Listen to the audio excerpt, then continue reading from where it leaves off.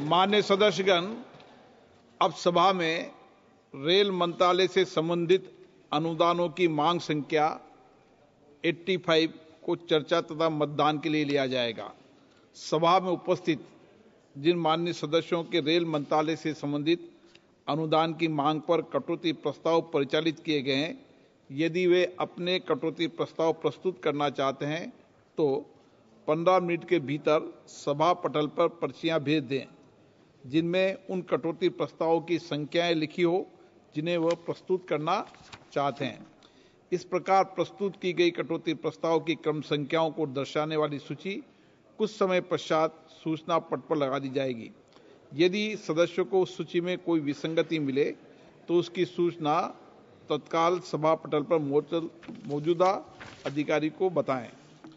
Rail मंत्रालय के नियंत्रणाधीन अनुदानों की मांगों पर चर्चा। सुश्री वर्षा गायकवाड़।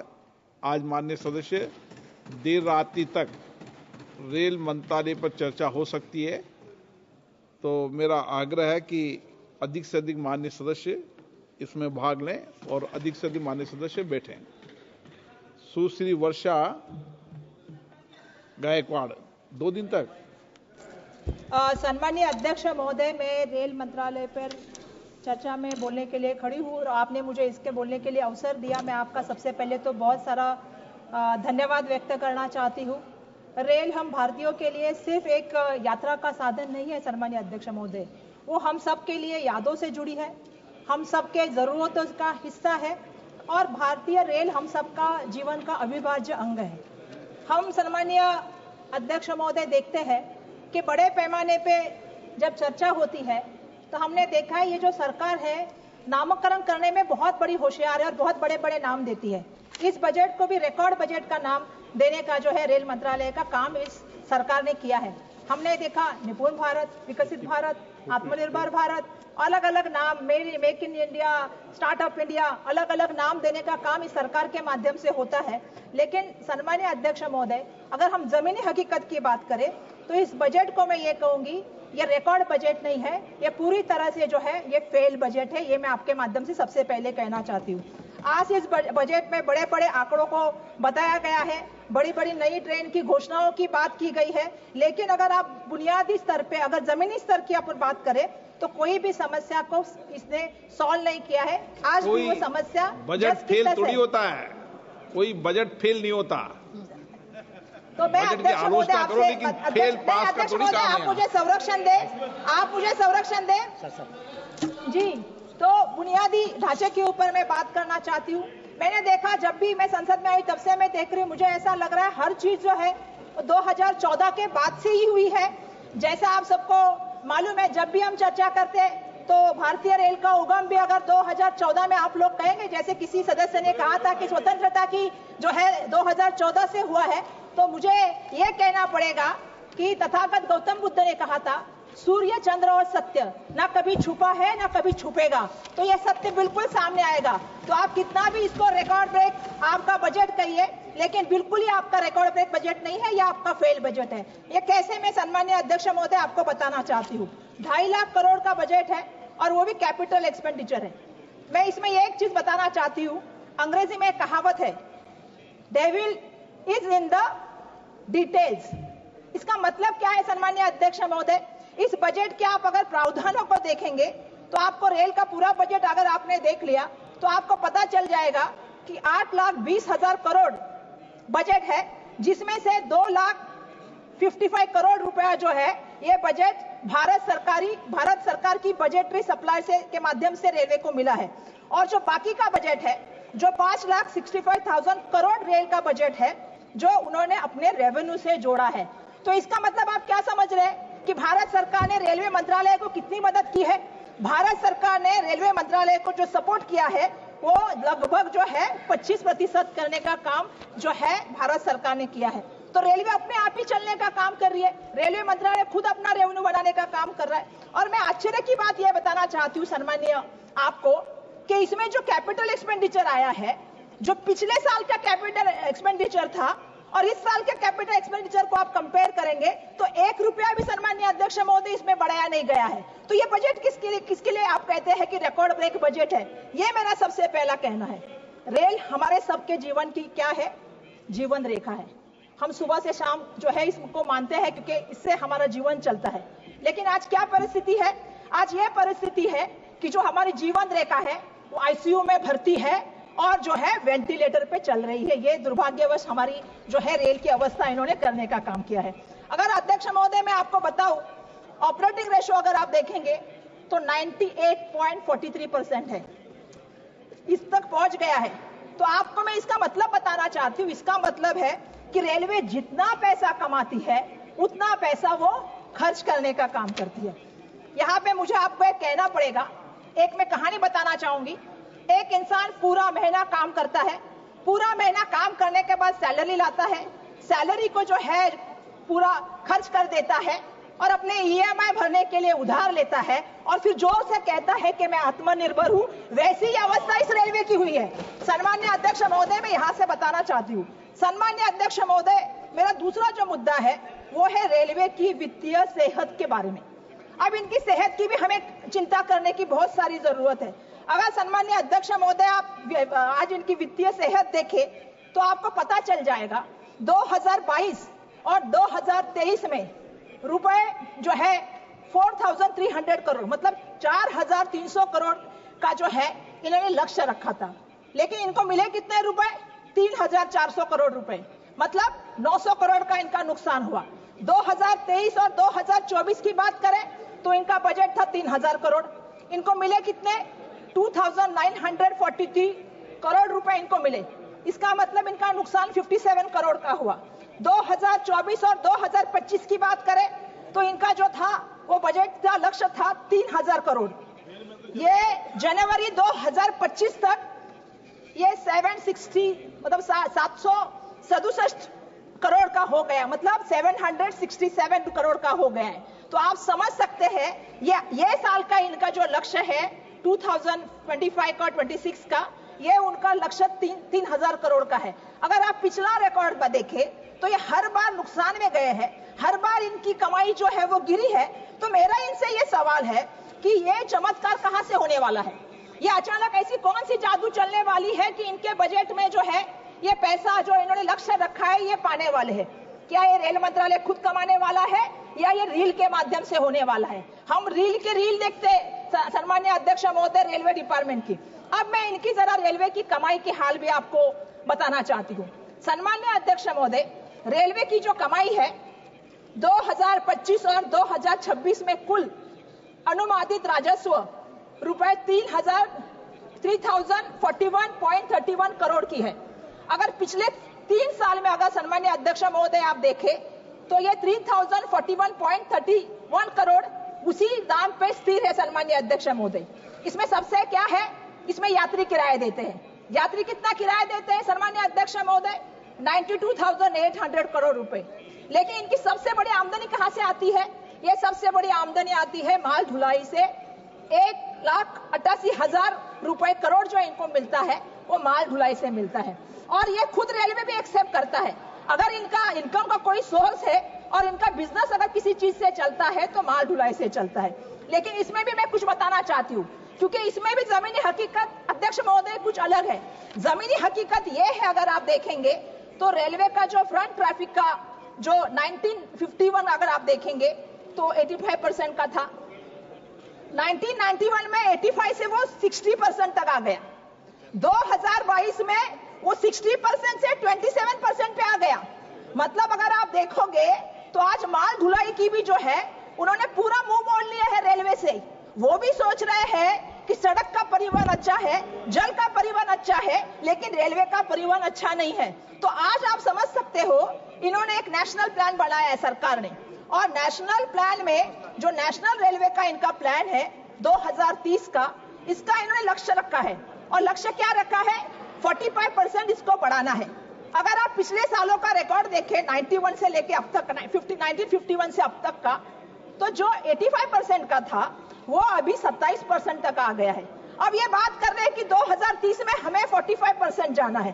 तो मेरा ये कहना है कि आप कैसे कर सकते हो, इसके बारे में भी मुझे आपसे पूछना है। आज मैं रेलवे मंत्री को इस माध्यम से प्रश्न पूछना चाहती हूँ। मैंने तो रेलवे का हाल देखा। रेलवे का हाल तो आजकल ऐसा चल रहा है कि हम देख रहे हैं कि वह अकेली दौड़ रही है, फिर भी दूसरे नंबर पे चल रही है। तो यह परिस्थिति की रेलवे की लाने का काम केंद्र सरकार ने किया है, यह मुझे यहां से कहना पड़ेगा। पिछले 11 सालों में मैंने एक देखा है, पिछले 11 साल का मेरा अनुभव ये रहा है कि सरकारी कंपनियां को घाटे में दिखाओ, घाटे में दिखा के आहिस्ता आहिस्ता बंद करो और आहिस्ता आहिस्ता अपने मित्रों के हाथों में दो। ये मित्रों की सरकार जो बन के आई है, उसके मामले में मुझे ये भी कहना है कि अगर कैग का रिपोर्ट आप देखोगे तो आपको पता चल जाएगा अध्यक्ष महोदय कि कैग ने क्या कहा है। रेलवे ने जो है 2604 करोड़ का घाटा झेला है।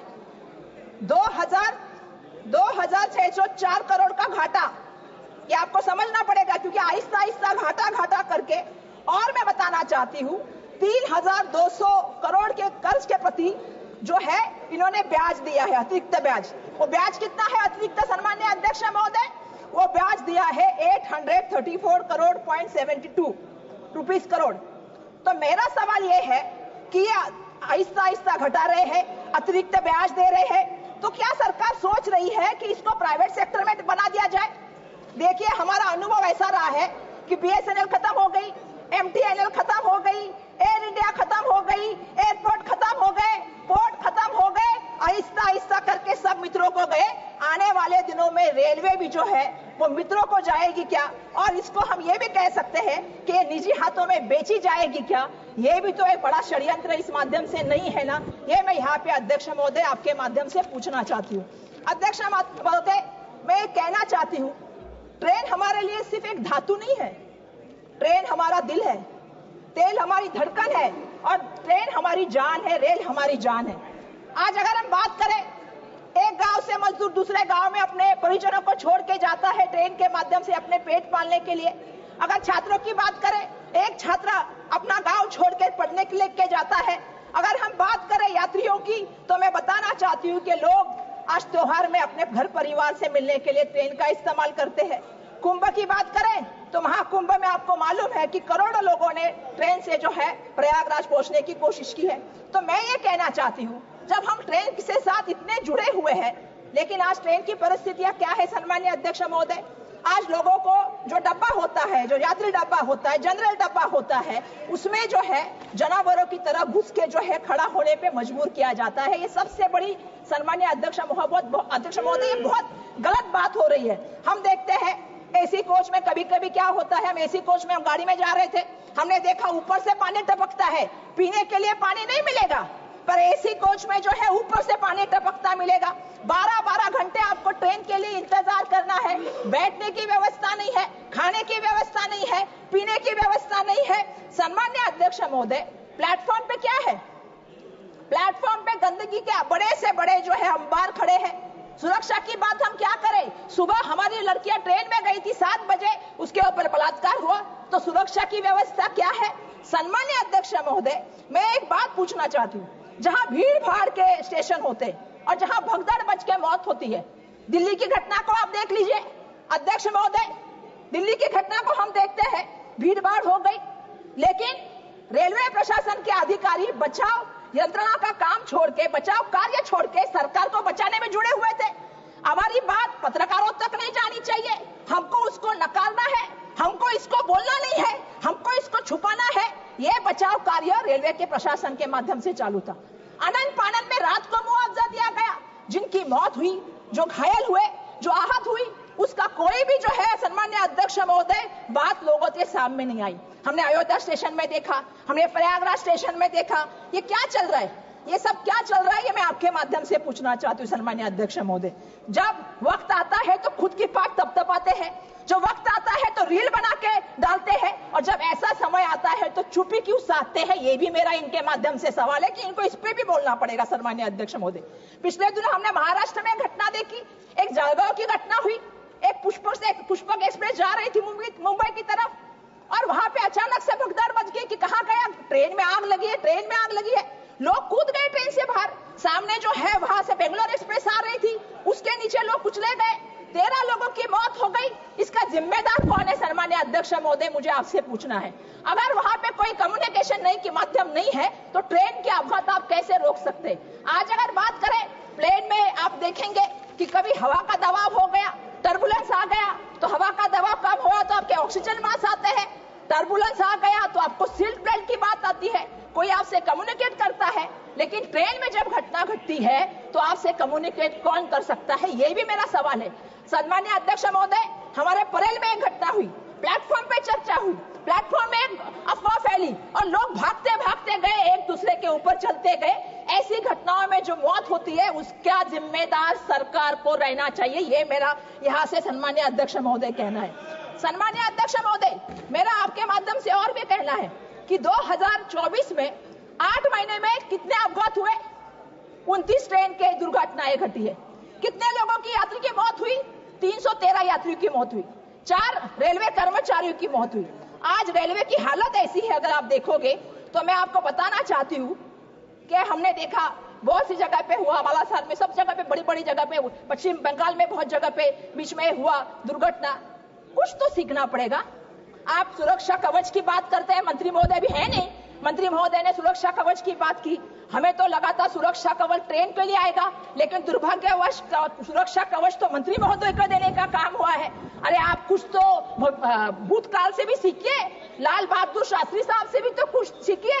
जब दुर्घटना हुई थी तो खुद जिम्मेदारी लेके लाल बहादुर शास्त्री साहब ने रिजिग्नेशन दिया था, लेकिन ये मंत्री महोदय ऐसे हैं, इनके 11 महीने के कार्यकाल में 29 रेल के एक्सीडेंट हुए हैं, फिर भी इसके टस से मस होने का काम लेने करते। ये सबसे बड़ी बात मुझे यहाँ पे कहनी है। अगर रेल की बात हो और मुझे अगर हालात कहने की बात हो तो मुझे मुंबई के बारे में तो कहना पड़ेगा, क्योंकि मुंबई जो है वो आप सबको मालूम है कि सबसे बड़ी मुंबई की, हम तो कहते हैं मुंबई चलती ही रेल से है, तो मुंबई की अगर लाइफलाइन किसको कहते हैं तो रेल को कहा जाता है। मैं आपसे कहना चाहती हूँ, आज क्या सवाल है मुंबई की हालत का?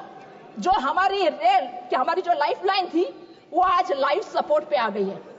मेरा मंत्री महोदय नहीं है, नहीं तो मैं मंत्री महोदय को आह्वान करना चाहती थी, चलिए मेरे साथ सुबह 7 बजे चर्चगेट स्टेशन के बाहर, चलिए आप विरार से चर्चगेट आइए, आप कल्याण से सीएसटी आइए और शाम को वापस मेरे साथ उसी ट्रेन में चलिए। आप देखिए लोगों की अवस्था क्या है। सम्मानीय अध्यक्ष महोदय, लोगों को बैठने नहीं, खड़े रहने के लिए जगह नहीं है। आज पहली बार मैं ये भी चीज कहना चाहती हूँ कि क्या हो रहा है हमारे मुंबई में। मुंबई में लगभग लोकल ट्रेन में 2468 लोगों की जो है वो मौत होती है, वो अपनी जान गंवाते हैं सम्मानीय अध्यक्ष महोदय। और मैं उसमें भी कहना चाहती हूँ, उसमें से उसके साथ 1151 लोग ये कैसे मरते मालूम है? ये पटरी से चलते हुए, पटरी बदलते हुए मरते हैं। आज भी हमारी समस्या क्या है? हमारे पास ओवरहेड का ब्रिज नहीं है। आज भी 12-12, 15-15 घंटे ट्रेन लेट हो जाती है, लोग पटरियों से चल के जाते हैं। तो इनकी सुरक्षा कौन करेगा? इनकी रक्षा कौन करेगा? सम्मानीय अध्यक्ष महोदय, मुंबई के ट्रेन के अपघात में 2697 लोग घायल होते। तो ये परिस्थिति मुंबई की है, जो मुंबई देश की आर्थिक राजधानी, जो देश में आप सभी लोग मुंबई को देखते हैं।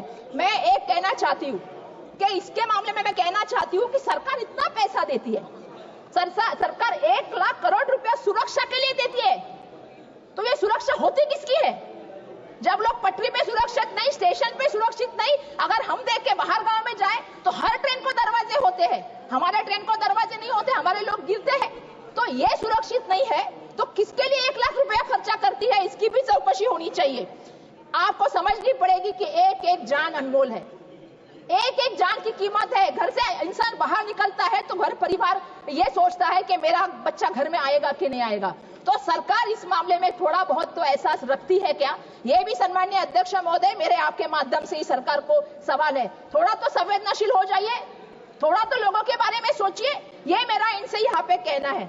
हम कहते हैं कि भारतीय रेल का जो नेटवर्क है वो देश में नहीं, पूरे दुनिया में 4थे नंबर का है। हमारी पूरी दुनिया में हमारी भारतीय रेल 4थे नंबर का बड़ा नेटवर्क रखती है, और सबसे बड़ी आबादी का देश भी किसके पास है तो हमारे देश के पास है। लेकिन आज क्या परिस्थिति है सम्मानीय अध्यक्ष महोदय? परिस्थिति ऐसी है, 140 करोड़ लोग हैं हमारे देश में और ट्रेनें कितनी है? 13,000। तो अगर इसका कैलकुलेशन आप करें तो आपको पता चल जाएगा, हर ट्रेन पर 1,07,000, हर ट्रेन में 1,07,000 लोगों का उसके ऊपर भार है, बोझा है। मतलब एक ट्रेन में कितने लोग घूमते हैं, आप समझ सकते हो कि उसके ऊपर कितने लोगों की जिम्मेदारी है। तो ये मैं बोलना चाहती हूँ, हमारे मराठी पिक्चर सैराट में, अभी 5 मिनट आते, 2 मिनिट, हमारे मराठी पिक्चर में एक डायलॉग था, क्या था, मराठी मध्ये बोलू का इंग्लिश मध्ये सांगू, मराठी इंग्लिश में समझते कि नहीं। अब मुझे बोलना पड़ेगा ये हिंदी का सफर है कि इंग्लिश का सफर है, SUFFER। तो ये इंग्लिश का सफर है, लोगों को इससे जो है वो तकलीफ सहनी पड़ती है। दूसरी तरफ आप दाम की बात करें, अगर हम फ्लाइट से जाए, 2 महीने पहले मुंबई से दिल्ली की फ्लाइट लें तो कितनी प्राइस है उसकी, 4,500 रुपए। और अगर हम यही जो है 15 घंटे ट्रैवल करके तेजस एक्सप्रेस से जाए, राजधानी से जाए, सेकंड क्लास की टिकट कितने की है, 4,300 रुपए की। अगर फर्स्ट क्लास की टिकट लूं तो 5,300 रुपए की। अरे मैं पहला वक्ता हूं, मुझे बोलने तो दीजिए। बहुत लंबी सूची है, बहुत लंबी है। तो मैं इतना ही कहूंगी, इसका मतलब है कि 6 गुना आप आमदनी लेते, 6 गुना आप टाइम लेते हो। एक मिनट खत्म करूंगी, 1 मिनट प्लीज। 1 मिनट में फिनिश कर दूंगी। तो इसका मतलब है आप 6 गुना ज्यादा टाइम लेते हो और प्राइस भी ज्यादा लेते हो। मेरा यही कहना है कि ना हमें स्पा चाहिए, ना हमें मार्केट चाहिए, ना हमें सेल्फी पॉइंट चाहिए। हमें ये नहीं चाहिए। हमें क्या चाहिए मैं आपसे बताना चाहती हूँ।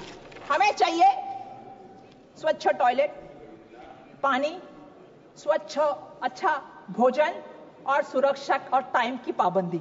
ये हमारी सबसे बड़ा कहना है। स्टेशन के बाहर हमें चाहिए एम्बुलेंस। और मेरा एक कहना है, ये फैंसी इनॉग्रेशन और PR घोषणा से राजनीति से ऊपर उठिए। और मैं आखिर में नियम 377 के अधीन सभापति ने I gave the bell twice, please understand, and I have given 20 minutes. Okay, last 30 seconds, please complete. Sir मैंने कुछ, please complete, please conclude. Sir मैं अपना भाषण एक शायरी के साथ समाप्त करूंगी, क्योंकि वंदे भारत क्या है, वंदे भारत शताब्दी उसी की बात है। तो वंदे भारत पे मत आंको रेलवे की तस्वीर, वंदे भारत पे मत आंको रेलवे की तस्वीर, जनरल डब्बे की हालत देखो बहुत है गंभीर, सफाई सुरक्षा सुविधा सब अधूरी है यहाँ, झूठे प्रचार से नहीं बदलेगी रेलवे की तकदीर। धन्यवाद। माननीय सदस्य